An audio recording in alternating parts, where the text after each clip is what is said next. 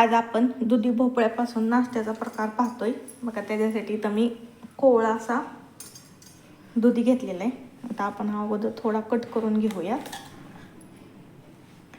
आणि याची साल काढून घ्यायची आहे बघा। अशा प्रकारे बघा, साल काढून झाल्याच्या नंतर आपल्याला खिसणीने असा दुधी खिसून घ्यायचा आहे बघा।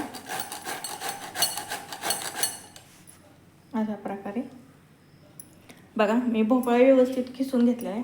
तर याच्यामध्ये आपण मसाले घालून घेऊयात।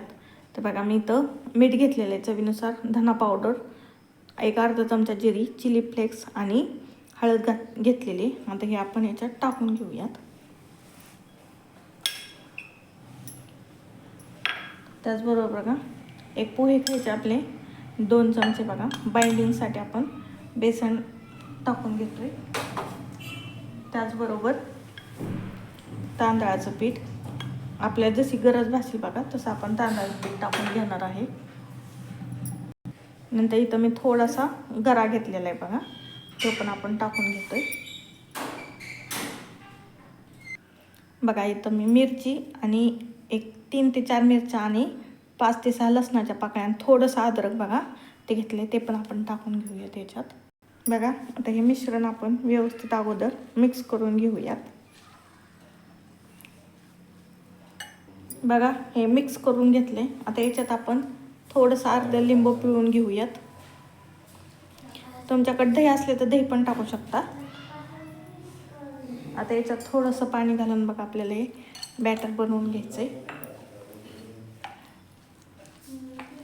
तिखट तुम्ही कमी जास्तही करू शकता आपल्या आवडीनुसार बघा।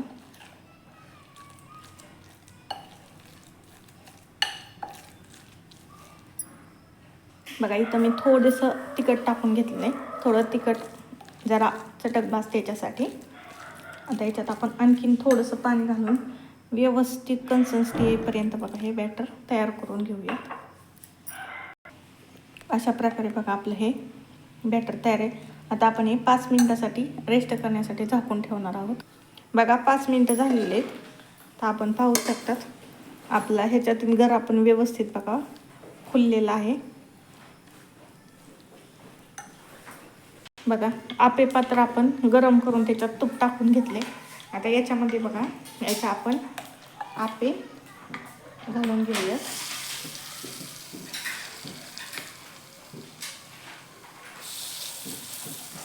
बघा। सर्व पूर्ण आपल्याला भरून आपे करून घ्यायचे बघा। आपले सर्व व्यवस्थित आपे तयार झालेले आहेत बघा। आपण आता याच्यामध्ये आपण ताट झाकून घेऊयात बघा। मीडियम गॅसवरती एक 3 ते 4 मिनटं बघा आपण वाफवून घेणार आहोत बघा।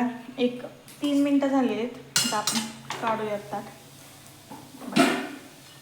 कसले छान आपले आपे एकदम छान असे बघा भाजलेले आहेत। आता आपण दुसऱ्या बाजूने पण बघा व्यवस्थित भाजून घेऊयात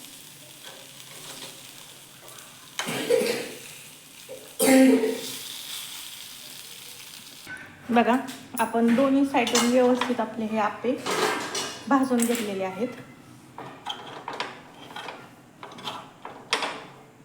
बघा। आपले भोपळ्याचे मस्त असे हे आपे नाश्त्यासाठी तयार झालेले आहेत। चला तर मग रेसिपी आवडली असेल तर आपले चॅनल नक्कीच लाईक करा, शेअर करा आणि सबस्क्राईब करायला विसरू नका। चला तर मग धन्यवाद।